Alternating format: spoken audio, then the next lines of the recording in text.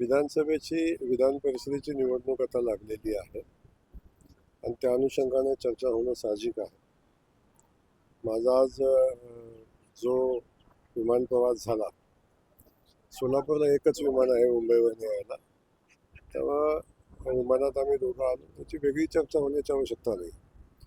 परंतु भारतीय जनता पक्षाचे अनेक कार्यकर्ते आहेत, अनेक नेते आहेत, ते विधान परिषदेसाठी या निवडणुकीमध्ये इच्छुक आहेत. इच्छुक असणं साहजिक आहे, कारण प्रचंड मेहनतीनं भारतीय जनता पक्षाच्या कार्यकर्त्यांनी प्रचंड मोठं यश स्थानिक स्वराज्य संस्थांच्या निवडणुकांमध्ये मिळवलेलं आहे आणि त्यामुळं आमची संख्या कम्फर्टेबल आहे.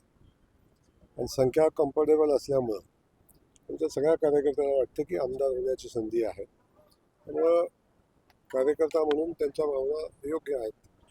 खरोखर तर भाजपकडे बहुसंख्य आहे, मात्र असं असलं तरी विरोधी पक्षातले नेते विशेषतः मोहिते पाटील कुटुंब जे आहे ते विरोधकांची मोड बांधण्याचा प्रयत्न करतात, सर्वांना एकत्र बांधण्याचे प्रयत्न करतात. होऊ शकेल काही त्यांच्याकडनं? अगदी मोठ बांधली तरी 100च्या पुढे जाण्याची काही शक्यता दिसत नाही. आपण बघितलं असेल, मी काल मतदानाची आकडेवारी काढली.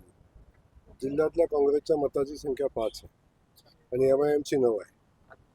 त्यामुळं मला वाटतं किती मोठी मोठ बांधली तरी काही ते मोठ बांधून काही शक्य होणार नाही.